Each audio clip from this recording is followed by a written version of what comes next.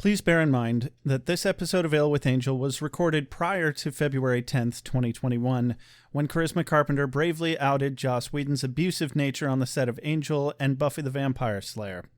Therefore, our response to this episode does not in any way reflect our changed perspectives of the hardships endured and in no way condones this abusive behavior. A couple hundred years ago, the only thing you had to worry about was a hangover. Telling me you're an investigator? More or less. Today, because of your curse thingy, you can't sleep with anyone. We're not a team. I'm your boss. Or else you might feel a moment of true happiness. You got a real addiction to the brooding part of life. Lose your soul. Except for the bulk of it, where I was nearly tortured to death. Become evil again. You're a demon hunter. Road demon hunt. And kill everyone. It's fucking I fantastic. love that sound. Thanks, Cornelia. I always appreciate your perspective.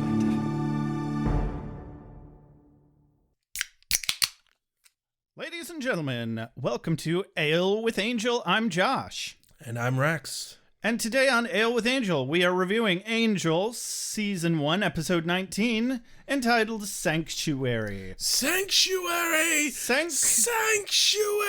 Sanctuary. Yes, it's not just where they house birds. Or where hunchbacks live. It's also where we put murderer rogue slayers. Yes.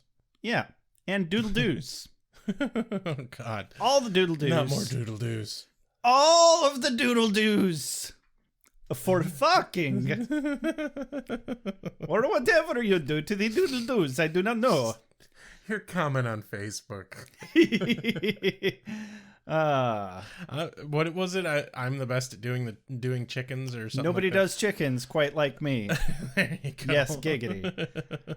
Anyway, I believe Rex today is going to give us a reading of all of our fancy-dancy Patreon supporters. Yes, I felt like I hadn't been doing enough, so we don't have any iTunes reviews or voicemails or any of that.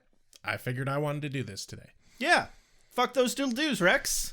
All right, so our executive producers are Holly Halfman, Scarlett Choi, Janelle Lendauer, Simo Pinty, Meredith McCaslin, Rose Clark, C in Quotes Heaps, Andy Burgess, K-Fro Gnome, Father Defenestrato, Methuen Dabur. I think they're just fucking with us now. Oh yeah, she definitely did that on purpose. Methuen Dabur. Oh man, and that fucks me up more than it ever fucks you up. Kelly McAdams, Jesse Rain, and Carrie Phillips.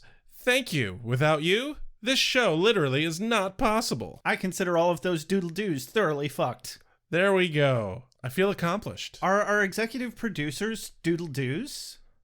No. Is that what a doodle-doo is? No. All right. Well, okay. On Ale with Angel, we continue our age-old quest for discovering what in God's name a doodle-doo is exactly. Where are they? What are they? How do we fuck them? I was going to say, how did they get there? But damn, that escalated quickly. Actually, no, it's... No, that escalated exactly as this show really brings us to expect. Well, you got to take it to the sexy place, Rex. I don't know. I seem to be taking your roles today. It's because I took it to the sexy place a long time ago, Yeah. and it's just where we keep them. Yeah. Yeah. All right, so here we are on Ale with Angel, a subsidiary of Beer with Buffy, where we have not actually consumed any beer nor Buffy for months. And I'm actually just finishing off the same old bottle of me. And that's okay. We're just getting older. Now we've got real ginger ale. We're going to start. We're going to have Reed's all natural, real ginger ale. Crisp, classic, and clean. Ooh. It's so sad. It's like people only do things for the money. Hey, if Reed's calls me up and is like, hey, we'd like to sponsor your podcast, I'd be like, fuck yeah. I will read your shit. We sold out yesterday. Give me some copy and I will read it. Damn right. Let's get this show on the road. Time for that parental synopsis. Joshua. What are you doing, Joshua? Living in the darkness, breathing the darkness, tickling the doodle-doo of eternity's darkness. What is that? Like a chicken? You don't know eternity, Daddy. You don't know the faith it takes to feel your feelings and look your victims in the eye and say, I'm sorry. And then go on living. Okay, slow down. Nobody's gonna be feeling any feelings today, okay? Hundreds of years of suffering, Daddy. Dancing upon the threshold of evil. And I'll be damned if I'm gonna say I'm sorry to anyone, especially you. You just don't understand faith, Daddy. All right, shut up and take this horse tranquilizer. It'll calm you down. Oh, gosh. Thanks, Dad. Ha-ha! I used it on you instead. Curses! Foiled again by my obviously superior and much better looking than me offspring. Well, I learned from the best. Take Angel, for instance. Today, he takes in Faith, the rogue slayer, who's wanted for murder, and gives her all the understanding that nobody else will. Not Cordelia, not Wesley, not Buffy, not the Watchers Council, sure as shit not Wolfram and Hart, and he fights them all off with a stick. Okay, with a little help from Wesley, and a handy aerodynamic syringe full of sedative. And I guess some of his life lessons must have stuck with Faith, because she finally decides to turn herself into the Popo and take what's coming to her, because she just can't shake the goddamn guilt, and I guess she's not really evil or something. The end. Ladies, gentlemen, spiny-headed looking creatures. As soon as the sun goes down, as soon as the sun goes down, vampire. Competition is a beautiful thing. Foods here. Cold open. Yeah, we open up on Angel's apartment as Angel's bringing Faith down in the elevator. Seems like she's in a bit of a fugue state. Yeah, a little bit. She's all tuckered out. Like you would be, when you destroy an apartment with a vampire. And have a massive emotional meltdown? Yeah. Yeah. I've had massive emotional meltdowns. They really take it out of you. Yeah, haven't we all? Yeah, probably. Especially this last year. Yeah. Everybody in this room anyway. Right. Even Edgar. He has an emotional meltdown at least once a week. Twice a day. Oh, God. That would be awful. Angel very gently guides Faith to the bed, lays her down, puts a blanket over her, handles her with the super white fluffy kid gloves. Oh, I know, right? Yeah. They get so much mileage out of this bed. They really do. And not even really, well, okay, a little bit in a sexy way, but only with Buffy. Right. Have to save the sex for Buffy. Nobody else. So Angel gets her tucked in. Tuck, tuck, tuck, tuck, tuck, tuck, tuck, tuck, tuck. I'm gonna tuck you in now. Who's a good little rogue slayer? Boop. He turns to walk away, and he walks away, and she's like, Angel? And I'm like, hey, at least she's a little bit less psycho-murdery. Whoops, spoke too soon. Yeah, a flash of violence, and immediately it's obvious that it's just in her head. Well, it looks like she used her own slayer celerity to be like up in his face and like, stabby, stabby, stabby, ah! Yeah, but it's all in her head, and jumps back to her laying in bed, and she's like, nothing. Opening credits. Yep. Edgar, take it away. Meow, meow, Oh, meow, God. meow, meow, meow, meow. What? It's not me singing, Rex. Meow, meow. It's Edgar. Meow, meow, meow, meow, meow. Meow, meow, meow, meow, meow. Oh, God. I took it. I took the key too high. I mean, Yeah. Edgar, you're taking the key too high. Damn you. Don't you? This is why we rehearse. Meow, meow, meow, meow, meow, meow, meow. That's much better. Meow, meow, meow, meow, meow, meow, meow. Oh, I hate you a little bit. Oh. Cut to the next day. Cut to Angel Investigations. The not office. The outer office. Wesley walks in and sees Cordelia. They compare bruises. Quote of the day right out of the gate here. Oh, yeah. Wesley's examining Cordelia's massive bruise on her face. And he looks her dead in the eye and he says, bitch. And she's like, oh. Well, not you, obviously.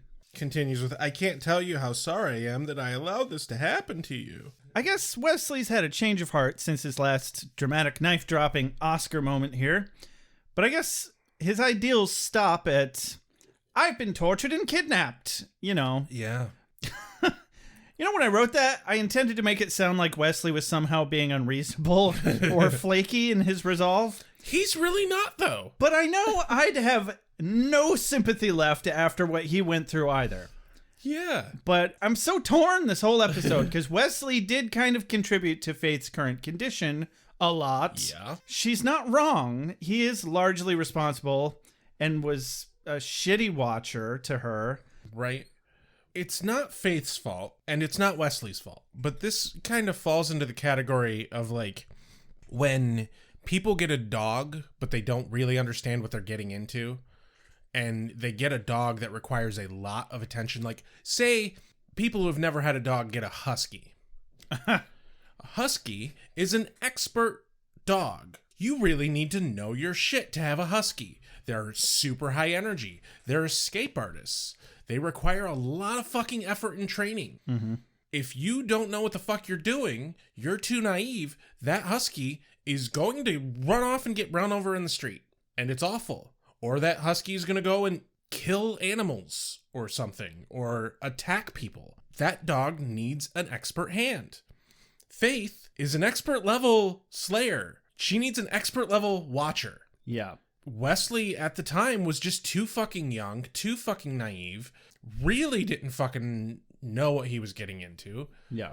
Faith had been a slayer for a little while and she had another watcher, didn't she? I don't recall. She was way too much for him to handle. And I think even Giles would have struggled with her. Oh, yeah. If she had been in Buffy's place, or if he had been in Wesley's place. And Yeah. I think Wesley would have thrived had he taken on Buffy first. Oh, yeah, definitely. Buffy was basically already tamed. She went to school. She had a fairly stable household. Granted, there's some emotional abuse issues there, but we've talked plenty about that. She, at least in the beginning, leaned on Giles a little. Yeah. And did pay attention to him some. Faith was the wild child. There was never going to be a watcher who was up to snuff for her. It's an unfortunate string of events. Well, I feel like Giles was doing a fine job handling both of them, and then they sent Wesley in there to stick his dick in the pudding. Yep. Because nobody wants the pudding because you stuck your dick in it. Exactly.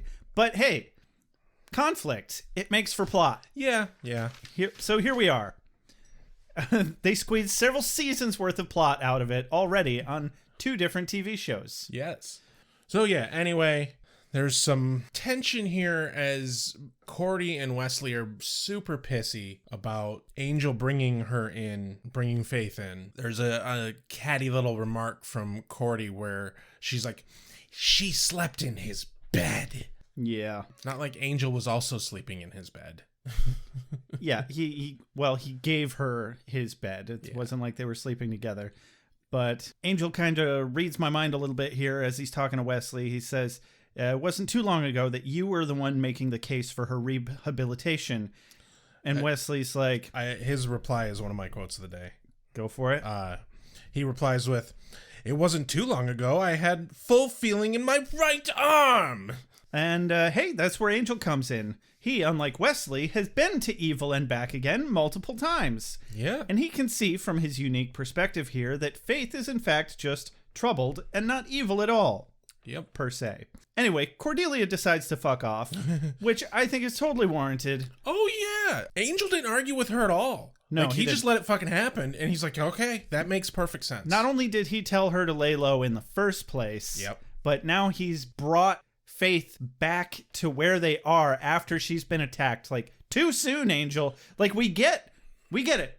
We, as the audience, were there. We saw what happened. Mm-hmm. We understand, but you can't possibly expect her and Wes. You can kind of expect Wesley to, but he's... Right. Yeah, he's on the fence, understandably so. The important thing, though, in this scene is I fucking love how Cordy does this. Because she basically walks over with the checkbook and she's like, here, sign here, sign here, oh, sign here. He looks at him and says, these are made out to you. And she's like, yeah, I'm taking a paid vacation. But bye now. Bye. And she fucks off. We don't see her again the entire episode. Yeah, that didn't really occur to me until I was writing the synopsis. And a little bit before, I was like, man, she really just fucks off the whole episode. And that's fine. There was so much going on. Oh, yeah. Didn't need it. There wasn't room for everybody. No. That would have... Trying to keep her in the situation, I think it would have muddied the waters too much. It would have been contrived. It gave Charisma Carpenter a day off. Fine. Yeah. It's just fine. So, looks like Angel's High Road here is going to be a kind of a lonely one, but really, did we expect anything different? Right.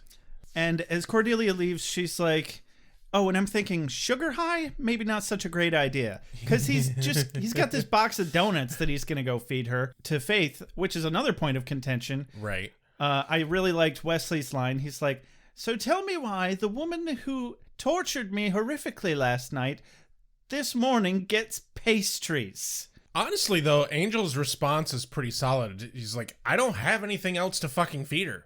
I mean, he made a run to get donuts. It's not that much more difficult to make. Cordy brought those because he come up and is like, "Are these donuts?" Oh, okay. I thought he made like a run to the donut store or something. Cordy. I was gonna be like, dude, go get some fucking eggs and bagels or something. Right. Because we know he knows how to cook and he likes to cook. But honestly, like, really, a sugar high? Like, that's gonna be your problem here? Well, also, you just can't fucking feed. Nobody wants to just eat sugar. Fuck that. Like, it doesn't even sound good to me. Oh, God, donuts sound so good right now. Oh, so fucking good. Anyway, I'm glad he didn't fight Cordelia on this paid vacation thing. Not nearly enough employers do that. Cut to the aftermath of last episode. The scene of the crime, the scene of the torture, and people getting thrown into shit. Indeed. Kate Lockley pours over the crime scene where Wesley was tortured by Faith. Some dick face cop job comes in and is all in Kate's face about being on a crime scene she's not assigned to. To be fair, that is a very valid point. Like, why the fuck are you at someone else's crime scene, Kate? 'Cause she can. I don't know. I don't know how the fucking police department works. But he's like, come on, everyone knows you've gone all Scully. And I fucking love this conversation. Hold on, though. So the moment where he tells her that she went all Scully, I paused it because I wanted to write those notes down. I'm like, you fucker, it's not Scully. Scully's the skeptic. And then I unpaused it and immediately Kate's like, Scully's the skeptic. Yeah. And then he's like, yeah, but Scully's the chick, right? I'm like, fucking... The girls have hoo-has and men have penises. That's about how smart this guy was. I can only equate you to the female character because you have a vagina. Vagina. Yeah. This is the kind of person that thinks that menstruation is a choice. He's one of those men who thinks monogamy is some kind of wood. I'm sorry, did you say menstruation is a choice? Yeah. Haven't you seen that shit? No. I haven't seen it firsthand, but I've seen memes and posts about it of these assholes who legitimately believe that like women choose to menstruate. Holy fuck. Like recently I saw a post of a guy who basically was like, why do they need pads? Why don't they just hold it? Oh, it hurts. Yeah. Oh, yeah. My brain. Like, impressive levels of ignorance towards female anatomy. All right, I'm going to go cry myself to sleep. We'll be right back in about 12 or 16 hours. I'm going to can't sleep. We have a podcast to record. Go have a big old depression nap. God. There are really people like that. So, Kate responds, yes, but she's not the one that wants to believe. He says, and you want to believe? Oh, I already believe. That's the problem. Right. She doesn't believe. She fucking knows. And she's confident enough in it to admit it to coworkers. Good on her. Yeah, definitely. I knew I liked her. Oh, yeah. God, I fucking love her. Judging by your uncomfortableness, I would say you're either about to ask me out on a date or you need a favor. Well, see, the thing about detectives is they have resumes. and business licenses and last names. Pop stars and popes, those are the one-name guys. Cut back to Angel's apartment. Yep. Where Angel comes down with the donuts, and Faith isn't in bed. Oh, this scene, dude. She's leaning against the wall with a knife, looking a little dead-eyed and exhausted, like earlier. I love how they fucking played this scene. Because Angel comes down, he sees her not in bed, he turns around and she's leaning against the wall, and we see just her top half, her shoulders and her head. Like she's been cut off in an elevator. Her entrails are falling everywhere. No, just out of frame, ass. Her space milk is just squirting Angel. I'm trying to paint a dramatic picture here, and you're fucking it up. At least I'm not killing your joke. You're killing the drama. Excellent. Anyway, we only see her shoulders and up as she's leaning against the wall, and he's like, this is going to be hard, but we can get through it. But the first step is, Faith, you have to put down the knife. The camera moves down, and we see that she's holding a knife, and her expression is like, why am I holding a knife? She's bewildered that she even has the knife. Moiter is just second nature to me now. Ahoy! Fucking brain reacts to trauma, man. Oh, yeah. That's a good point. But she carefully gives him the knife. He says to her, you should be resting. And her line is, I've been asleep for 8 months. You rest. It's like, yeah. Can't argue much with that. No. You've been in a coma. Let's get some popcorn and watch some TV instead. Well, guess what happens in a couple of scenes? Oh, right. Yeah. Cut to the next scene at the Wolfie Sheep Thump Thump. The Wolfie Sheep Thump Thump. The girl... Because I can't do a proper deer sound effect, so we're going with the as in heart in your chest. You ever heard a deer snort? Maybe. It sounds a little like a shotgun. Huh. It's terrifying. Good to know. I'll keep that in mind. Yeah, they're in Lindsay's office. Lila is discussing with him the situation of Faith. And they're, of course, pissed that she didn't do the job. Yeah, they're all like, blasted, we've been foiled again. But my favorite part is when you hear Lee speak and it pans over to him and he is just beaten to hell. Hey, he's not dead. You look all right, pal. He's in a neck brace. He's got bruises. Looking pretty good, you know. You know, all things considered, yeah, he is actually. Could use, maybe a pedicure or something. Can't really tell what's going on here. Maybe a tan?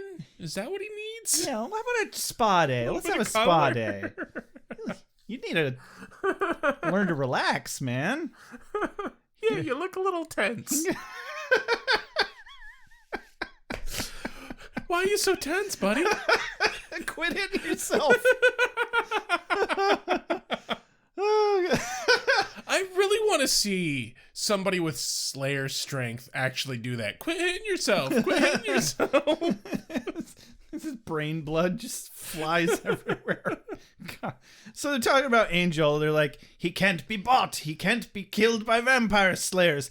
For Christ's sakes, he dates vampire slayers. And I'm like, maybe do your fucking research next time, shitbags. You should have known that before you hired anybody. Lee. Hell, at the very least, they should know how fucking old he is. Yeah. Like, he's a several 100-year-old vampire. You kind of don't get that old without knowing what the fuck you're doing. Yeah, and not knowing Faith's prior relationship to him. Yeah. Rookie mistake. Yeah. Cut to Angel's apartment. Yeah. She's kind of reliving the murder. Yeah, Faith's some flashbacks going on. Not doing all that great still. No. And she starts packing her bag. Yeah, despite her attempts to own it and some damn convincing fronts that she doesn't give a horse's ass. Yeah. She's clearly disturbed by murdering this guy back on the previous episode of Buffy the Vampire Slayer. Yeah, methinks her self-delusion is not as effective anymore. Which, by the way, was way towards the beginning of season 4. Or, no, season 3. Yeah. When she started to go evil was when she killed that guy and then she gets hired by the mayor. So this is going This is digging real deep in Faith's history here. Oh, yeah. And she tries to run. I wrote down everything Angel said in the sewer here because the whole thing is a quote of the day. I thought they were just in a hallway. Well, they were like in the hallway, or no, it wasn't in the sewer, but it was like a back hall, yeah. Mm-hmm. It was like a back hall. Probably to the parking garage, actually. Well, I don't think we need the whole scene, but let me tell you what I got. Angel says, "You're not my prisoner." She's like, "So I'm free?" Angel responds, "I don't know about that, but the door is open." It's basically, no, Faith, don't do it.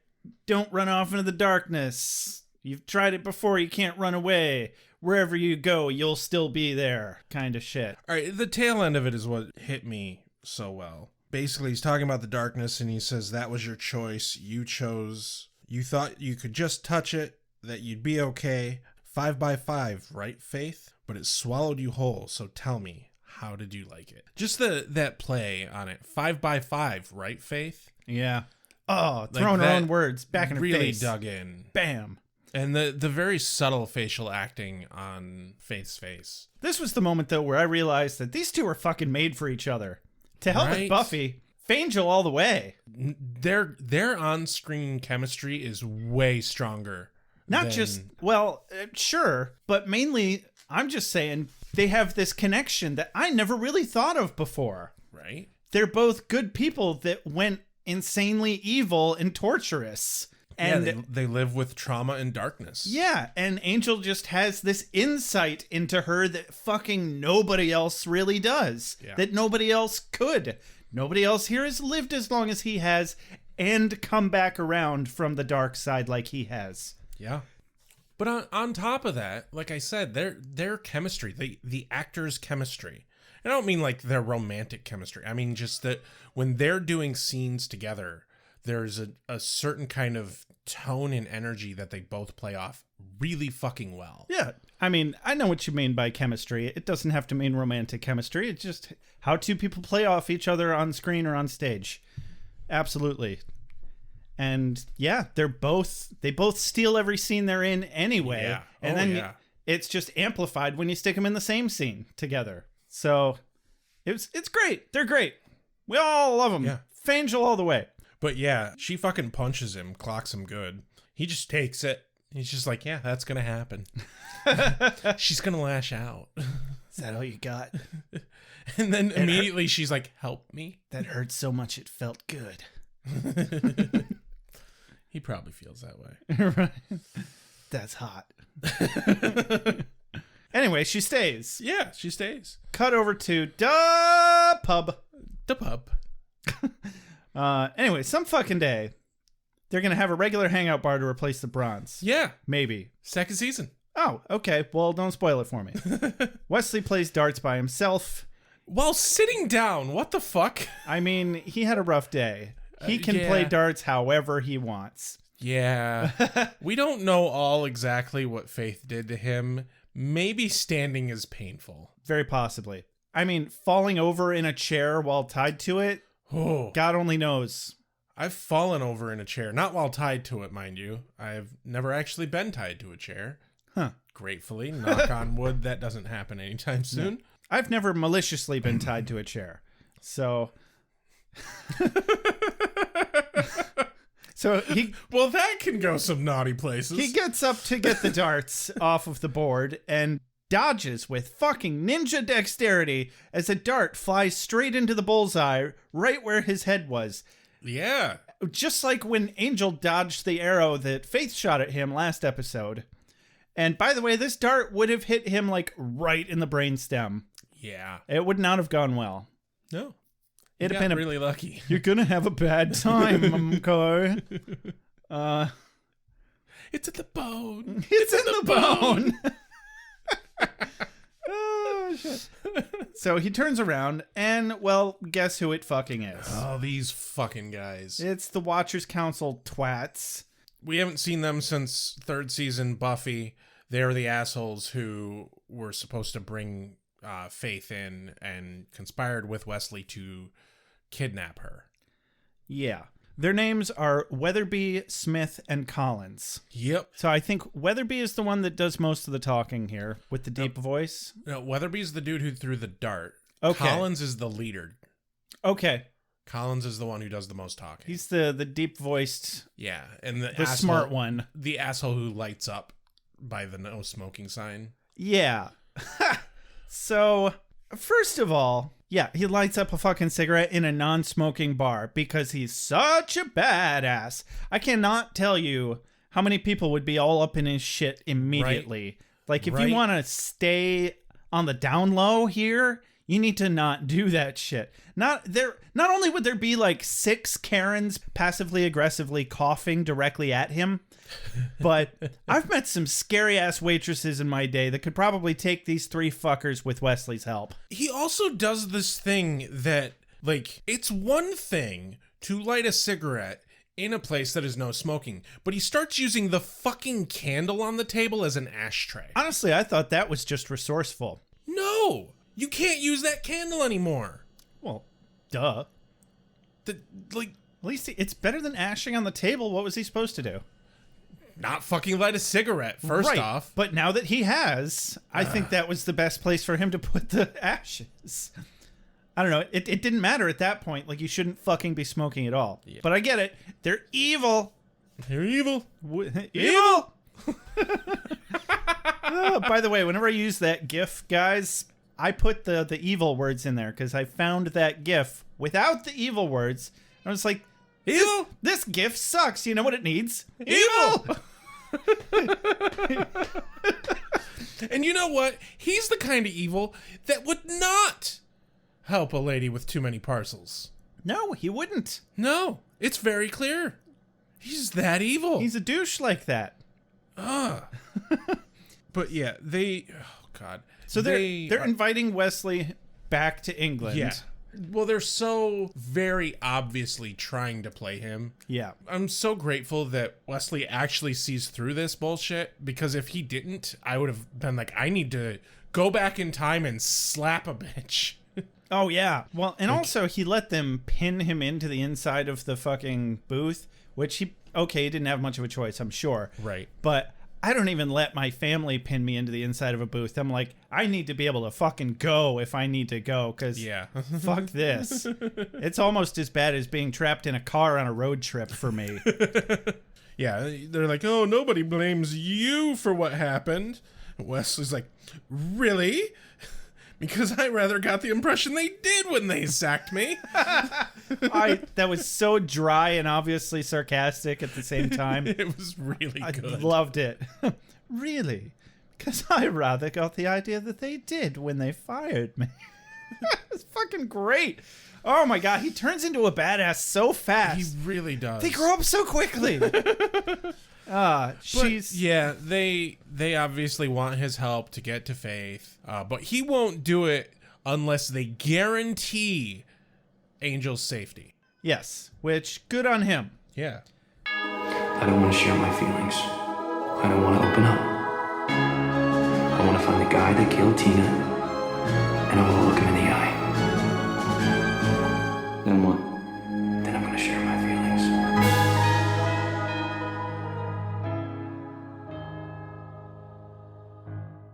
Cut back to Angel's apartment.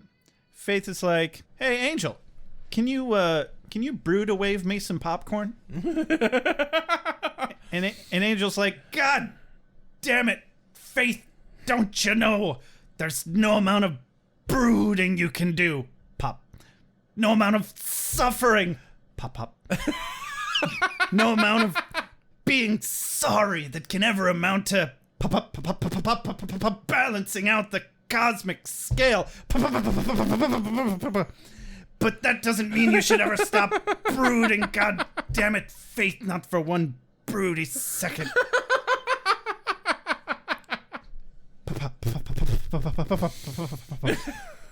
So fucking broody, Faith. So fucking broody. What did you call that? Broody? Broodawave. Broodawave? I have a question, though. How does Faith not know how to work a microwave? Well, Because, you see, when he gives her the instructions, this is very counterintuitive. You have to put in the power level and then the time. Oh, yeah. And then press start. That's not normal on microwaves. You can normally just put in the time and start. Oh, yeah. It might just be a very old microwave then. Maybe that's it. But you'd think her, being who she is, living out of motel rooms and shit, would be really good with a microwave. Any microwave. She's used them all, man. Yeah, maybe. But, so, no, it's... Oh, but his... Yeah, so I didn't actually write down his line, but he walks in and she's like, how does this work, Angel? And he goes on about, well, it's going to hurt. It's going to hurt a lot. See, all that pain, all that suffering you caused, it's coming back on you. Feel it. Deal with it. Then maybe... Bathe in it. Maybe you've got a shot at being free. Yeah, and then she's like, okay, but how does this work? No, but really, I just want some popcorn. Oh, right. I did get one of her lines. She's like, oh, and apologize to Cordy for eating her popcorn. And he says, oh, I think it's Wesley's. And she's like, oh, maybe we shouldn't say anything then. And then she goes on talking about Wesley. And she's like, well, how do you say, gee, really sorry I tortured you nearly to death? Well, for starters, maybe leave off the G. Yeah. Good advice. Yeah. Definitely. Then there's that line that I just said earlier. We didn't actually get the microwave conversation, but right. She's like, man, I've got to be the first Slayer in history sponsored by a vampire. And I'm like, hello? Buffy? Right. Derp, derp, derp. Which, speaking of, God, as if Angel needed something more to brood about. He didn't know that Buffy has a new boyfriend.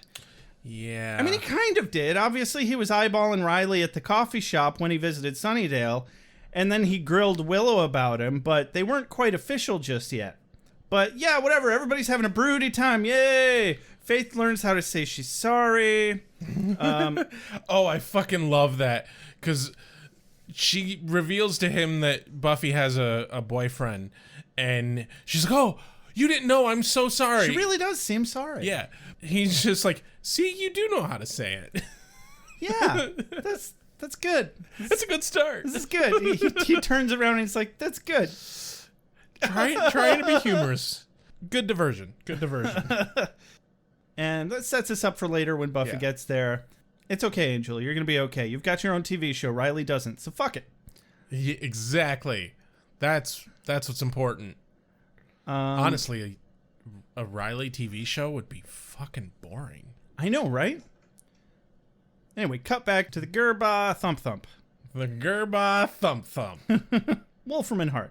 These stupid tits are now hiring ridiculous fucking demons to kill Faith. In the script, it was written as Bug Demon. A bug demon. Yes.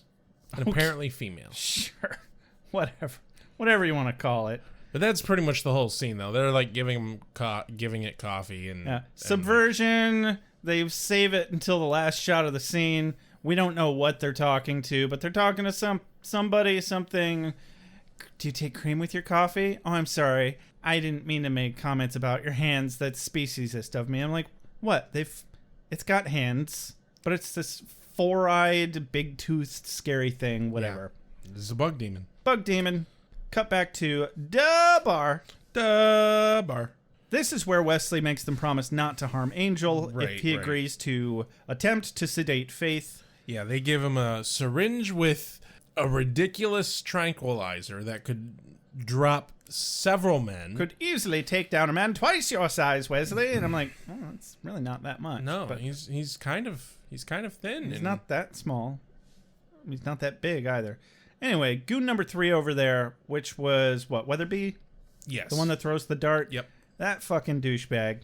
He's got a great look for the goon, but he's a shit actor. It's like, yes, what do you think you do? You jabber with it. God. I felt like we got a better fucking performance out of Napoleon Dynamite than we did this asshole. And, I mean, it makes sense. He had his own movie. Right. This guy definitely is not getting his own TV show. No, not getting his own movie at all. But also, like, no, using a syringe is a little bit more involved than just jabbing someone with it. You don't just walk up and be like, pokey pokey. You know, people need a whole weekend of training to do that. And it's always me whenever I go in for a blood draw. Well, we're training the new guy on you. Good luck. And I'm like, no, my veins can't take it anymore. God. I have tiny, tiny veins that like to clamp closed. Yeah. They can't use new guys on me. Yeah, I'm about to that age where I'm just going to start being like, are you new? Because you need to get the fuck away from my veins. I'm sick of it. Seriously, like 10 fucking times. Anyway, which is approximately the number of times I've had blood drawn in my life. So they're talking about Angel. They're like, oh, he's a fucking vampire. You can't have field seed to a vampire or some shit. And Wesley, for fucking once, actually brings up, he's a special case. He's reformed. He has a soul. I'm like, fucking finally, somebody's finally throwing that argument into the equation. Yeah. Well, and he even says, I've done more good working with Angel than I ever did in my entire time working with the Council. Yeah. And, like, yeah, that's a valid fucking point. The fucking Watchers Council is just so fucking stuck up their own asses. Well, when you go rogue and you throw away all the bureaucracy, yeah, you're gonna get a lot done. Yeah. In comparison, bureaucrats are specifically designed to keep things from happening. Wes says, oh, you just can't touch Angel. That's the only way I'll do this, is if you leave Angel alone. So they finally shake on it, and I'm just like, man, at this point, my head's just spinning because there's so much shady shit going on. We've been to Wolfram and Hart twice now, and they're all planning against Faith, and now Wesley's plotting against Faith, against his will, seemingly, but Right. Nevertheless. And I'm like, man, what's Cordelia up to? But we don't actually see her again in this episode. Cut back to Angel's apartment, where Faith is watching TV. Angel steps out of the bathroom all naked-like, probably after having a good wank. 4 minutes sounds about right. We know it's been 4 minutes because he's like, is everything okay in there? And quote of the day, Faith says, it was touch and go for the 4 minutes you left me alone, but somehow I got through it. And it's because you were thinking about Angel wanking it. And Angel was wanking it to thinking about you. Because Fangel! There's got to be fan sites for that. If there is fucking fan fiction about Spike and Xander, I know. There's definitely fan fiction about Faith and Angel. There's fan fiction about every fucking character combination you can think of, I'm sure. Rule 34. If it exists, there's porn of it. Mm-hmm. But yeah, the spidery thing, demon, bug, whatever, is on the ceiling. Yeah, I love the angle of the shot where we see that it's crawling around up there, and I'm like, Yeah. ooh, that's creepy. But it doesn't take long before Faith is just not okay, regardless of Bug Demon. She freaks out because there's this wanted fugitive ad with her face on TV. Oh, more than that, it's a whole news broadcast and press conference that Kate does. Yep. So, like, no, the heat's fucking on. Definitely. Like, really. And I don't even see why she's that concerned about it. I mean, I honestly, dude, it comes down to PTSD. It does not fucking take much to immediately start losing your shit. That's just PTSD. That's how it fucking works. yeah, that makes sense. But Angel's all over that shit. He's consoling her. He's hugging her. He's like, you're safe. You're going to be okay. Sometimes you just need somebody to smack you in the face and tell you everything's going to be okay. Yeah. And at that moment, Bug Demon go, grr. In fact, yes. Bug Demon go grr. And that's neat. They fight it. Faith stabs it with the knife. Yep, she runs and grabs a knife and stabs it and kills it and then freaks out at its all too human blood all over her hands. Very red. Yeah. Yeah. And she gets another PTSD attack here. She's like, no, I've killed again. At least it was a demon. Right? It's like, this is a thing you are supposed to kill. Like, that's part of your job. Exactly. description. But she's pretty fucked up. We get it. Oh, yeah. Angel's consoling her once again. And this Yep. time... And they hold each other. And, man, It'd be such a bad thing for Buffy to walk in right now. I sure would hate it if my ex-girlfriend walked through the door at this very moment, uninvited into my private quarters. Hey, look at that. Look, who's here? I bet there's going to be some stellar great communication going on here where they all tell each other exactly what's happening. Yeah, and there won't be any miscommunications whatsoever. As Buffy catches them mid-coitus, hugging. Still, though. Sorry, wrong script. A couple of quotes here leading up to my quote of the day from this scene, but Buffy says, Giles said she tried to kill you. Angel's like, that's true. And she says, so you decided to punish her with a severe cuddling? Christ almighty, could this shit get any more complicated this episode? It's just one thing right after another. I fucking love. So you decided to punish her with a severe cuddling? And donuts. Fun fact, I have actually done that to Edgar. Sometimes when he yells at me, I just pick him up and I cuddle him really tightly, and he's just like, no, not love, I don't want love. My cat Mickey sometimes needs to be aggressively cuddled as well. And he loves it, so it's fine. Edgar does not. So, there's still a place in this world for traditional research. Even a solitary soldier such as myself recognizes that a free exchange of intelligence benefits the common struggle. Oh, also, I brought in your mail and newspaper. And by sheer virtue of being the handsomest, tallest, darkest, broodiest piece of immortal flesh this hemisphere, besides Spike, Angel manages to be alone in the same room with two vampire slayers, one of whom is his ex, who's just caught him in an embrace with the other, who's already tried to slay him several times, then punches his ex in the face and lives to tell the tale. Yeah. This is fucking impressive. This is how Wolfram and Hart must have felt when they're like, damn, he's not even killable by vampire slayers. He dates them.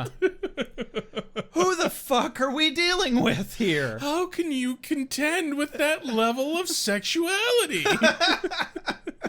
I'm just that sexy. I'm too sexy for my brood. I'm so broody. But yeah, so he tells Faith to go upstairs. Faith turns and goes upstairs. Buffy attempts to stop Faith from going upstairs. Angel grabs her arm. Buffy turns around and fucking punches him. So he punches her back, and the look on her face was like, how dare you? You can't hit me. I'm a woman. Exactly. God almighty. So she's not very on board with the whole forgiveness train here. No. Or the faith reform boat. So Faith actually, to her credit, tries to apologize to Buffy. Buffy cuts her off fucking cold. Apologize to me and I will beat you to death. Yeah. And I'm like, careful. That's what she wants. We're only regressing here. And Faith's like, go ahead. Uh-oh, shit. So hence our standing dilemma here. Faith needs understanding and forgiveness, which granted she's gotten an abundance of, but only just now is actually coming around to it. And there's not exactly an overwhelming abundance anymore of all of that understanding and forgiveness that she needs. Just Angel, who's fighting an uphill battle for someone based solely on that he's trying to be the person for her that he wished he'd been, or the person he needed over the last 100 years. And I know that feeling. Yep. When you meet somebody and you recognize the situation that they're in and you're like, damn, you remind me way too much of myself. And I'm gonna make up for all of my bad past by fixing you. Well, that's not a great basis for a relationship. It really isn't. Not that he's trying to make it... I don't know by experience or anything. I don't know what you're talking about. Yeah. Why'd you bring it up? Not that he's trying to make a relationship out of this, but, in the strictest sense of the term, relationship, in that, two people that interact together. So anyway, punching happens, and then we cut to the office, where Faith is staring at the door to the stairs that she just came up, and Wesley comes in. And it's a short scene. He's like, hey, what are you doing? He's all deliciously shadowy and mysterious. Yeah. Someone's been taking lessons from Angel. He learns from the best. Yeah. How could you not? You're around it all the time. Yeah. But he looks like he's about to try something. Right. And I'm like, don't do it. She'll kick your ass, Wes. And Faith doesn't even tell him exactly what's going on. She's just like, I just wanted to be alone. Wes is like, oh, is Angel downstairs? And she's like, yeah. And doesn't even mention Buffy at first. Yeah. Well, so much going on. You know, can't keep everybody up. Cut back to Wolfram and Hart, where Lindsay wises up a wee bit. Yes. Hold on. This is one of my favorite fucking quotes. Honestly, I fucking love this line. Is it Lee's line? Yes. It's an excellent line. It's a fucking amazing line. And it sums up the whole scene. It does. So Lee's quote here is, this is getting ridiculous. First the assassin kills the second assassin, sent to kill the first assassin, who didn't assassinate anyone until we hired the second assassin to assassinate her. To assassinate the first assassin. I wish I had a neck brace to put on just to read that properly, because like he can't move it. He can't move his mouth. It's like his jaw is wired shut. Yeah, so he's like super snake noise with his S's and just assassin. Just so many S sounds. It's fucking great. And honestly, if we had him in this episode and the previous episode solely for this line and this scene, fucking gold. Assassins. Yeah, it's great. But old Lindsay has a plan. Yeah. A law plan. We're lawyers. It's a mistake to work outside the law. Time to lawyer up, boys. And he does. Yeah. Back to Angel's apartment, where I feel like Buffy's actually being very manipulative and shitty. Yes, she fucking is. And I kind of wonder what the fuck these two ever saw in each other. I'm feeling a lot of that right now. You know, isn't that really the case with any ex? Honestly, yes. You know, it feels right in the moment, kind of, or in the beginning at least, and then after a long, drawn-out, dramatic breakup, you're like, what the fuck were we doing together in the first place? Right. Yeah. Well, the fucking gold moment here, though, is because she's like, you hit me. All fucking appalled that he hit her. And his response is, not to go all schoolyard on you, but you hit me first. And in case you've forgotten, you're a little bit stronger than I am. Yeah. And, like she can't take a fucking hit. For fuck's sake, you're a vampire slayer. Seriously. Like, he hit you. Ooh. Like, no. how many times have you fucking beat the shit out of each other, for Christ's sake? Like, yeah. Way too many. Come on. Speaking of Rex, you know what time it is? Is it dramatic reading time? It's time for a dramatic reading. Yay! No, not you, Edgar. Edgar's even excited about it. Starting with Angel. She's not gonna run, Buffy. Well, why would she? When she has her brave knight to protect her. Does she cry? Pouty lips, heaving bosom. I thought you needed help. You think I wanted this to happen? You hit me. Not to go all schoolyard on you, but you hit me first. In case you've forgotten, you're a little stronger than I am. You did it for her. You were about 3 seconds from making her run. You know that. She's at a crucial stage. She's playing you. She tried to kill you. That was just a cry for help. A cry for help is when you say help in a loud voice. I know Faith did some bad things to you. You can't possibly know. And you can't possibly know what she's going through. And of course you do. I'm sorry I can't be in your club. I never murdered anybody. Okay, but Angel doesn't know, does he? That Faith stole Buffy's body and fucked Riley. Faith kind of hinted at what happened, but not really. Yeah, I don't think Angel actually knows. Regardless, I feel like Buffy is way out of line being like, do you even care? Because he claims to know, but I don't think he knows. And that's just one of my small problems. Well, also, like, Buffy is obviously dealing in bad faith right here. No pun intended. Specifically, no pun intended. But, like, she's dealing in bad faith. Like, she is coming at this acting as if she's, like, here to protect Angel, here to, you know, stop bad things from happening. But no, it has nothing to do with any of that. It's all about fucking revenge. And he calls her out on it, Yeah. and she admits it immediately, like, yeah, so what? It's like, well, because you were just trying to pass it off as otherwise. Yeah.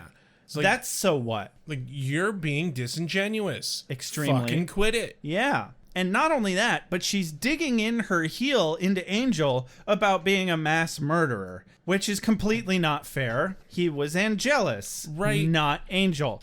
And Anytime anybody holds it against him that he's been evil, it's like, really? Like, he had a fucking choice? exactly.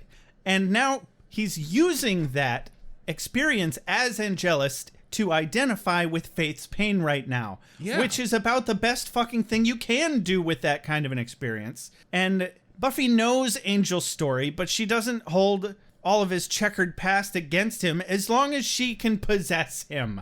But now that she can't, she's using it all against him. And who gives a shit about that, right? He doesn't have feelings or anything. Right. I don't know. She's way out of line here. And this shit just makes me hate Buffy right now. No, I have many things to say about this, but a better time is later at the end of the episode. Okay. I'm with Wolfram and Hart. Everybody should have a lawyer like this. Mr. Winters shall never be convicted of any crime. Ever. Should you continue to harass our client, you'll be forced to bring him into the light of day. I want that stricken from the record. A place I'm told that's not all that healthy for you. Back to business. Wesley brings Faith downstairs and informs everyone that the Watchers Council is on their asses and that he pretended to agree to help them because he couldn't shake them. So now they all have to run. Yep. Faith immediately fucks off to the roof. Angel and Wesley go down to check the sewers while Buffy goes after Faith. Just as Angel and Wesley are going to head into the sewers, great line here, says to Angel, "It wasn't for her. I know. It's because I trust you. Well, more than 3 gun-toting maniacs at any rate." Yeah, good moment. The bro bond is strong with these two. Oh, yeah. And Only getting stronger Yeah. as they get broodier together. exactly. It's a wonderful friendship. It really is. Over to the police department. Yes, where Lindsay went to Kate, and I strongly think that Lindsay way overplays his hand here. Way more than he needed to. Because he did not need to allude anything about any supernatural anything to get Kate to go to where there is a suspected felony fugitive. He could have called in an anonymous payphone tip. Yeah. It would have been fine. But He now could have paid some homeless person money to do it. Yeah. And then it's even not remotely traceable to him. Exactly, and they still would have been obligated to check it out. Yeah. You know, it's like a bomb threat. They have to look into it no matter how unfeasible it is. Kate immediately was like, why should I fucking believe anything you are saying? You are a lying, evil lawyer. Why should I believe you? Yeah, at least she hates them too. I fucking love her. She's like everything the law should be, but isn't and never will be. Right? Yeah. Great exchange of lines here. So Lindsay says, while it is true we differ on a great many issues, we have one thing in common. Kate replies, huh? Our bodies are 80% water? Yeah. But just the sharpness. It's a good Like, retort. The only fucking thing they have in common is they're probably both human. Probably. He is, after all, a lawyer. No guarantees, but yeah. So in the greasiest way possible, he informs Kate that Faith is being harbored by Angel. Yeah. And like you said, way overplays his hand here, because the line is, there are beings, detective, beings that aren't governed by the laws and strictures that we as humans have devised. This man is such a being, pointing at a picture of Angel. He feels he is above the law, which is why he gives aid and comfort to a known murderer. The woman you're looking for, she's with him. Yeah, again, could have been done in an anonymous email. You could have spoofed an email, paid a homeless person. Yeah. You know, done a good deed. I mean, not that he's in it to do anything good. Right. Whatever. But, like, yeah. There's no reason to out yourself as knowing about the supernatural. If that doesn't come back to bite him in the ass, I will be pissed. Right? The writers will lose an opportunity if that doesn't bite him in the ass. He does absolutely still have the upper hand. She's very new to this, and Wolfram and Hart is a gigantic law firm that can handle most anything, except Angel, because they don't know what they're dealing with. Right. Anyway. Because they failed to do their research. Exactly. It's their own hubris being their undoing. Anyway, so Kate knows that Faith is at Angel's now. Yep. That's all this scene really is. Cut back to Angel's office on the rooftop at night. Yes. Where Faith is standing at the edge of the roof, Buffy confronts her, and the tension between these two is palpable. Yeah. Buffy brings up an excellent point. She really did make every effort to help Faith. She did. And Faith absolutely fucking shat all over that. But also, Faith makes a great point. Buffy is a control freak. Yep. So she wanted to help her, but only on Buffy's terms. Like, now, she can't even let Faith talk without telling her to shut up, even though now she's finally trying to open up. Yep. Because Buffy's all butthurt about having her body stolen. And, okay, so Faith fucked Buffy's boyfriend with Buffy's body. That's fucked up. But it really is fucked up. I mean, yeah, we need boundaries. And you have to draw a line. Faith absolutely crossed that line. But we can't always have things happen exactly ideally. And Buffy doesn't even trust Angel enough at this point to believe him when he says, no, she really does want to change and she's ready to come back around now. Hey, I did all this legwork that nobody else was able to accomplish. Yeah. And then everybody shits all over that. Well, and it's just a perfect example of her entire emotional stance here is colored by pure anger. She sees the anger and that's it. She cannot see past it. Yes. And, like, not saying that some of her anger isn't very fucking valid. Almost all of it. But, like, it's complicated. It's complicated. That's how you know it's well written. This is all very complicated. But also, it's like, Buffy, what the fuck are you gonna do? You can't kill her. Right. Like, she's human. Yeah. There are rules. Yeah, that's a great question. What was her end game here? I don't know. Did she want her to go to jail? Did she want her to go back with the council to be rehabilitated? Do we really think the council's capable of rehabilitating her? I don't. No. I don't think they are going to rehabilitate her. I think they're going to fucking execute her. Maybe. As soon as they execute her, they got a new Slayer somewhere. Right? Yeah.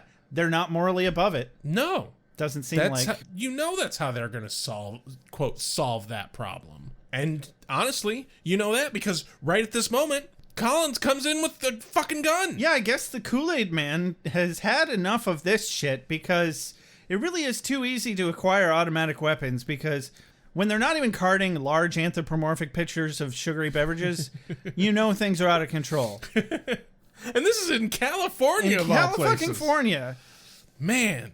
Because Collins all of a sudden is like, oh yeah, I'm gonna shoot you both now. Right. Barges in onto the roof. And he's just wildly firing at both of them. Right, he does not give a shit. Mm-hmm. Which, not surprising. He doesn't care about Buffy. He doesn't care about the Slayer who basically said, no, fuck the council. Right? Yeah, everybody's forsaken the council at this point. Oh, yeah. Literally everybody. The council is watching nobody. They've become the Slayer stalkers. Not the watchers. They're the Stalker Council. So, Faith and Buffy take cover. Yep. Cut back into the apartment. Yep. Wesley and Angel hear the gunshots. Up on the roof. And then immediately Weatherby comes in with his gun. Storm of the castle. Wesley's like, I didn't give you the signal yet. Right? Signaling us, the viewers, that these fuckers never had any more intention of keeping their word than Wesley did. No. Like we're surprised. Right, and as such, He pulls a tiny little hilarious crossbow on Angel. Yep. As if that little pig sticker is going to do him any good at all. No. Whatever. Back to the roof. Where Buffy and Faith... Fuffy, if you will. Fuffy? Yeah. I keep getting suggestions to join the Fuffy Facebook group. Oh, is there actually... I've been thinking about it, honestly. I'm going to leave that with no comment. Okay. Buffy and Faith... Fuffy. I'm not going to use that. Buffy and Faith Fuffy. run about, and they're like, hey, let's jump to the other building. We can do that. We're superheroes. Indeed. They go to jump over the building, but hey, the bad guys have a helicopter. Oh, no. And Smith is in there acting as the gunner. Yep. They have another pilot. We've never met the pilot. No. Just some random Porsche schlub. He's probably just some random dude that owns a helicopter. Some minimum wage asshole. You can get anybody to fly a helicopter these days. My brother flies a helicopter. If my brother can fly a helicopter, anybody can. I promise you. Give it a shot. Just head on down to your local hospital. And just hop into the... grab the keys. They won't mind. No one's going to bother. They won't stop you. It's no harder than riding a bike. Oh my God, please don't do this, anyone. Please. For the love of God, don't do that. Everybody would get in so much trouble. Nobody's going to get past grabbing the keys for the helicopter. Do they even have keys? I don't know. Buses don't. Helicopters almost definitely don't. Sorry, Edgar's attacking my hoodie. Rex's very high cat is hallucinating. He's not at this point. He's fighting the ninjas on the lawn and the gnomes. So, yeah, cut back down to the apartment where Wesley attempts to talk to Weatherby. It's useless. It's fucking pointless. Back to the roof. Fuffy, or at least Buffy, is fighting Collins. Yeah. She fucking jumps over the fucking skylight. This isn't like one of those flat skylights. This is like a fucking... the size of a goddamn little greenhouse. Yeah, it's as tall as a person. She fucking jumps right over it and fucking lands on Collins. He's out and dealt with. And Smith is up in the helicopter struggling to fire at them because that stupid minimum wage pilot just can't hold steady enough. Right. Why do they want to fire at Buffy anyway? Oh, fucking dumbasses. Whatever. Yeah, who the fuck knows? Back down in the apartment. Yep, where Wesley distracts Weatherby to help Angel get to the roof. And the moment that Weatherby, like, turns to watch Angel at all, Wes fucking nails him in the neck with the fucking syringe. Like a goddamn dart. Like you said in your fucking synopsis, a very aerodynamic dart. Yeah. Way too aerodynamic. Like, no amount of skill with darts is gonna make this goddamn syringe act like a dart. My favorite part, though, is that Wes, like, literally turns to the cameras like, 180. Which, by the way, is the points you get for a bullseye in playing darts. I thought it was, isn't forgetting the triple spot on the directly vertical point? I don't know. No, you get more points for the triple spot, actually. Okay, whatever. I haven't played darts recently. I'll take your word for it. So...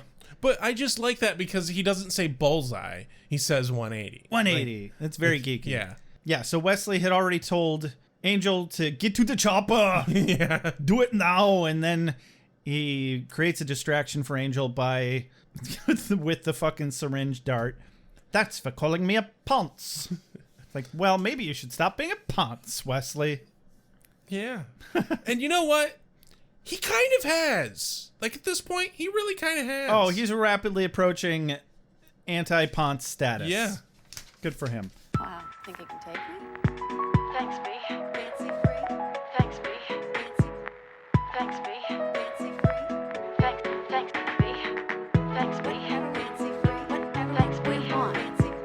Thanks, B. Fancy free. Whatever. Thanks, B. Thanks, B. 'Cause you and I are gonna have fun, you know. Back up on the roof, Angel is a relentless badass who leaps through the fucking skylight with enough momentum to propel himself all the way up to the helicopter. Grabs Smith, huck him onto the roof, knocking him out, and then vamps out and tells the pilot to land. Not sure why, but he does. So I want to break this moment down a little bit. So we get a short little snippet of Angel seeing the skylight from underneath. And the way they do the cinematography, it tells me that the skylight is at least 10 feet above Angel's head when he looks up at the skylight. The helicopter is at least 20 feet in the air above the skylight. So fucking Angel jumped 30 feet through a skylight to land on a helicopter he could not see when he jumped. That is amazing. That is one magic vampire. Yes. Yes. Truly.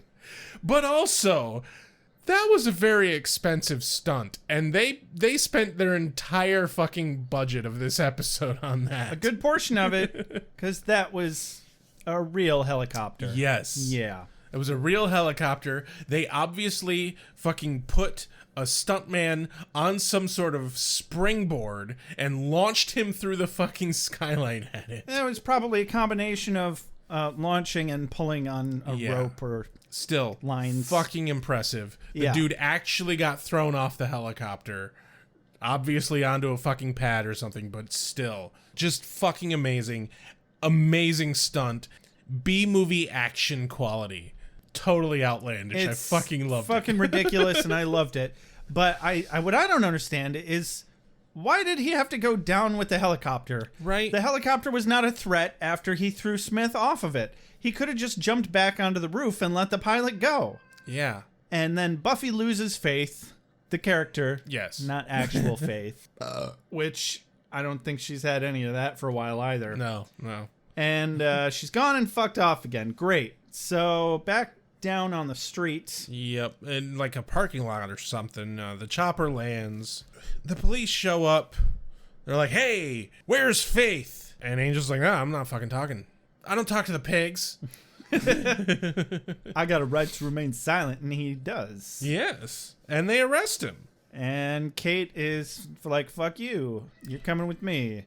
I'm like, well, shit, he's only got a few hours before he just goes up in flames and goes poof. Cut to the street outside the police station. Wesley and Buffy follow Kate inside the station. They show up in Angel's car. Yep. And they are very much protesting locking him up because it's murder or something. Yeah, and Buffy's a bit appalled that Kate has any idea what Angel is. Right. And it's not really murder. He's not human. Right. He's already dead. You can't murder a dead man. Like, yeah, you're unmaking an undead. We would all be very upset if Buffy had murdered Angel, or if anybody had dusted Angel a while back, but nobody could have ever really argued anything other than, yeah, but he was a vampire, so... Yeah. That's why it's called Buffy the Vampire Slayer and not Buffy the Vampire Murderer. Yes, exactly. But yeah, Buffy's about to fucking throw down and like start some shit. And you know what? Good on her for that, at least. She doesn't want Angel dusted. Yeah, she got that going for her, at least. Right. But just as they're about to be super fucking pissed that Angel let Faith go, turns out Faith is already here. Yeah, she already turned herself in. I personally don't think she's going to find any peace that way, but hey, to each their own. Well, you know what? At the very least, admitting something you've done that's a big fucking deal. It's a step in the right direction. I just have absolutely no faith in our justice system. That's all. And also, God, just being in jail sounds like a special kind of hell. Right. For any length of time. Yeah. And there's no chance that she's going to get an easy sentence. Oh, no. No. That's what running gets you. Right? Yeah. So we're wrapping up here in the hallway with a conversation between Angel and Buffy. Angel makes a lot of great points here, and I still just am really pissed at Buffy. Okay, so she is so outrageously focused on herself that she doesn't understand the whole fucking point of the whole fucking situation. Like, it is completely outside of her fucking existence at this point, just because, like, she cannot understand it. She's just so me, Faith did this to me. I've been hurt. It's like, okay, get over yourself. Seriously. Because her line here is, do you have any idea what it was like for me to see you with her? That you went behind my back? And I'm like, slow your roll. You're broken up and live in different cities. Also, he can't go behind your back when it's in his fucking house. Yeah. In his fucking city. She came there. You walked into his apartment without knocking. Yeah. These things happen. You weren't invited. Exactly. But I got a bit of their exchange here. So in this final exchange here, Buffy says, I came here because you were in danger. Angel says, I'm in danger every day. You came here because of Faith. You were looking for vengeance. I have a right to it. Not in my city. So pause there. So you're right, but never mind that, and I said this earlier, never mind that she was arguing literally 1 second ago that she was worried about Angel and his safety, and that's why she was there. All it takes is for him to say, no, you're here for vengeance, and she's like, I have a right to it. A complete 180. Yeah. Like, oh, honey, we already knew that your entire motive here was completely disingenuous. It was not for Angel's safety. You were never here for anything but to get back at Faith. Exactly. And I was just like, oh, fuck you. Go home right now, Buffy. Oh, and she really fucking tries to twist the knife. And she goes for the fucking jugular. And you can see it on her face. She's lost the argument, so she changes gears. She says, I have someone in my life now. And I'm like, oh, that's necessary information for this moment at this very point in time. God, she's had petty moments and everything, but this is, like, for her especially, this is super fucking low. And it only gets worse. She's like, I have someone in my life now that I love. It's not what you and I had. It's very new. You know what makes it new? I trust him. I know him. And I'm like, you bitch! Right? You bitch! Right? No. Angel's response here. This fucking, oh God. I felt this deep in my soul. Yeah. Angel goes, that's great. It's nice you've moved on. I can't. You found someone new. I'm not allowed to, remember? I see you again, it cuts me up inside, and the person I share that with is me. You don't know me anymore, so don't come down here with your great new life and expect me to do things your way. Go home. Oh, amen, Angel. Ooh. Damn. Ooh. Well done. Oh, I felt that. I haven't said that verbatim, but I have had that exact same sentiment with a fucking ex. Oh, dude, yeah, I've had some moments like that too. This was cathartic in a deep, deep way. Yes. And I feel like it was horribly out of character for Buffy, but this made for some fucking good drama. Right? And so Buffy leaves, and then West comes over, and I love that Angel says to him, for a taciturn, shadowy guy, I got a big mouth. Because he feels regret at saying what he said to Buffy. But it's like, no, dude, no. You should not regret that. You were in the right. Absolutely. Completely. She deserved 100% everything you just said.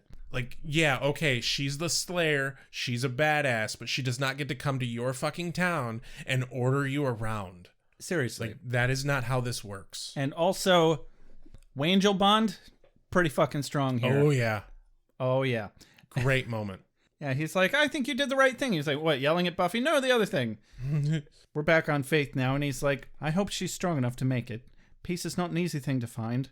And we close out the scene with a double fade out on Faith's face sitting in a jail cell. Yeah. Angel says, she has a chance. And you know what? That's what she fucking needed.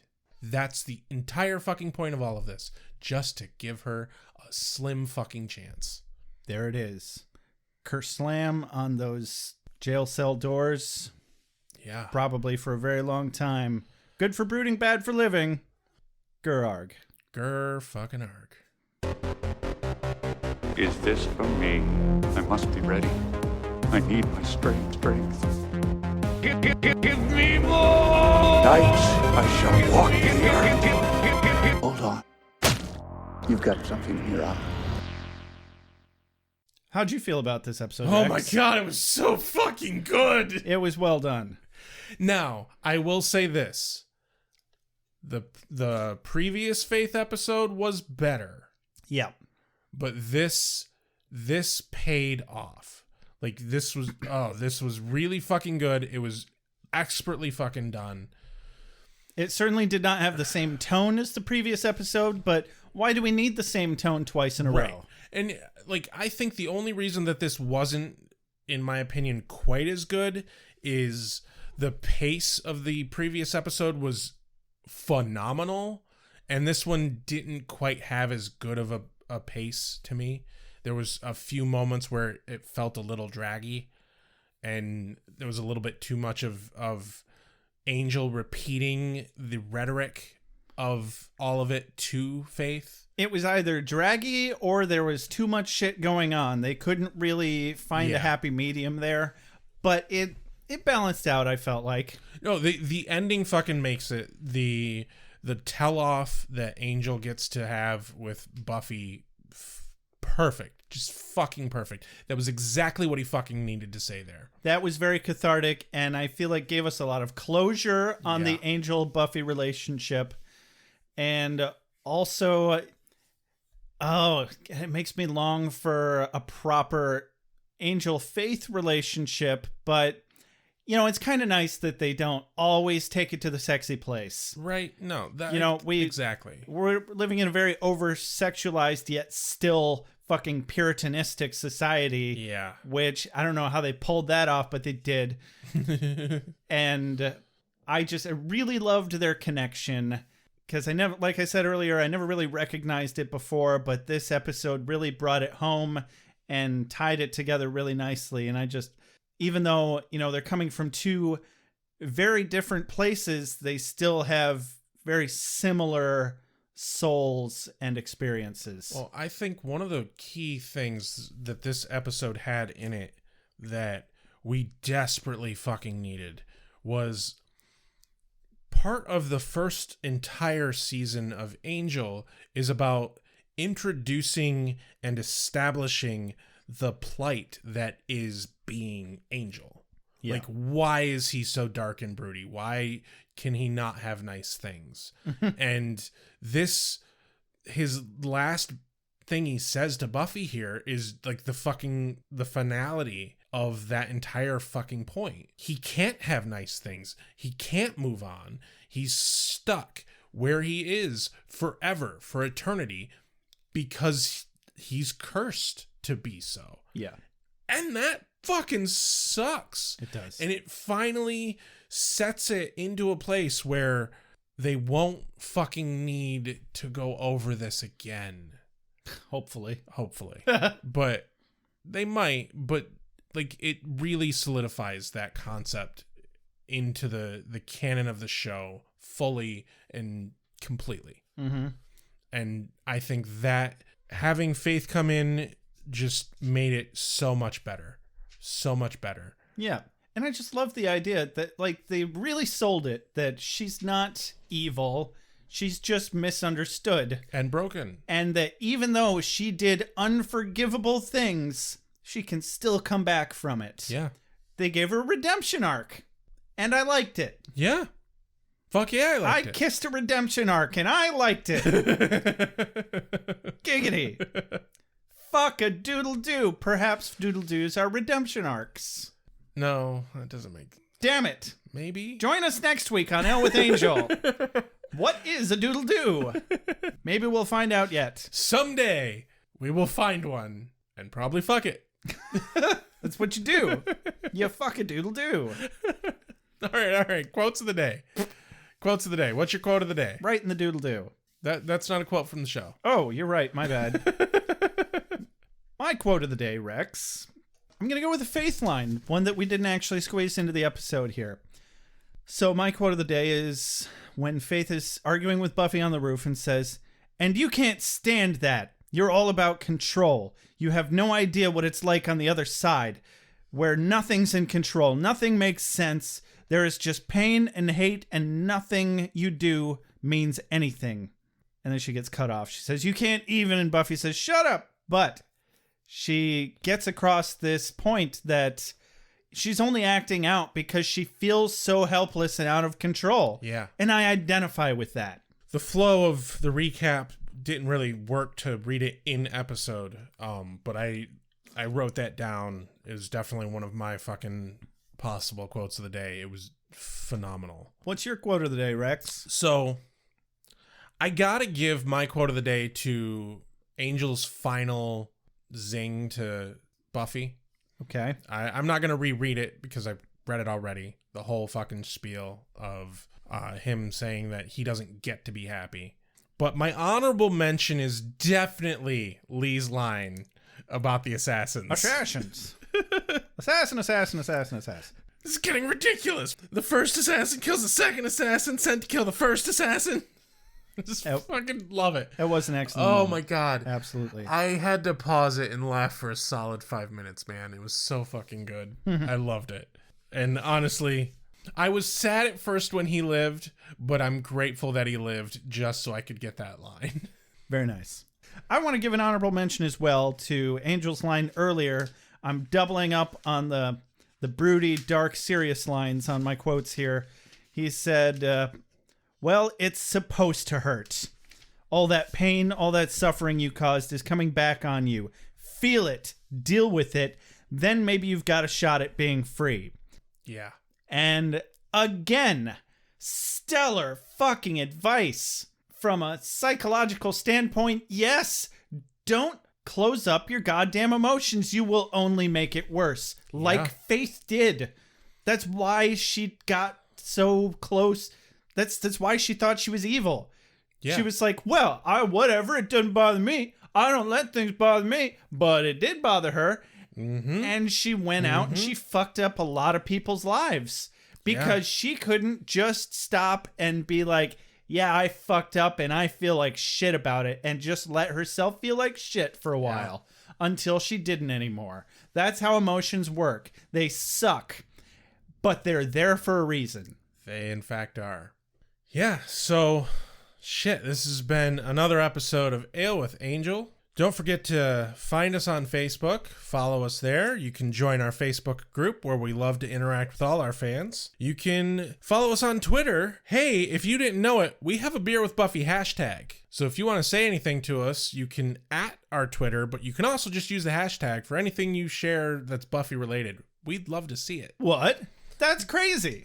I did not know that. Yeah, I've been using it. Weird. As always, the number one way that you can help our show grow is to review us on iTunes. And hey, it's February now, and we still haven't gotten our first review of the season. Remember, if you give us our first review of the season and then send us an email with the screen cap, you have a choice of either getting a t-shirt or the Keanu Reeves coloring book. Free. That is correct. Mailed to you, U.S. only, sorry. Yeah, sorry, U.S. only. No international mailing. Yeah, with COVID, it's not possible, sorry. If you'd like to support our show financially, you can do so patreon.beerwithbuffy.com, or if you want to actually have something in exchange for your money, you can do so store.beerwithbuffy.com and buy some of our merch. We have shirts, hoodies, mugs, and stickers. Stickers! If you would like to drop us a line, you can do so with our voicemail.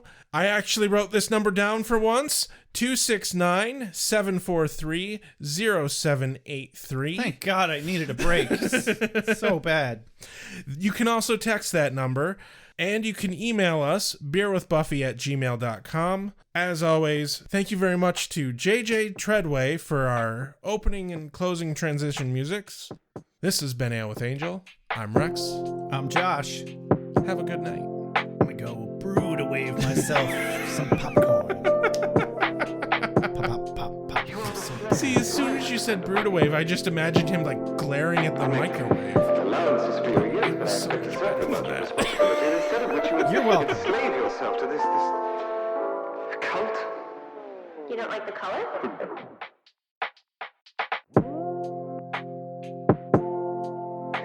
a sacred birthright. You were chosen to destroy vampires, not to wave pom-poms at people. Why can't you people just leave me alone? You are the Slayer. Go ahead. I'm a watcher. I haven't the skill. Oh, come on. By appealing to your common sense. Common sense. Werewolves, incubi, succubi, everything you've ever dreaded was under your bed but told yourself couldn't be by the light of day. One gal in all the world. Common sense. One gal in all the Common world. sense. It was a bit, British, wasn't it? Whee! Wait, what have we done? Why are we watching this?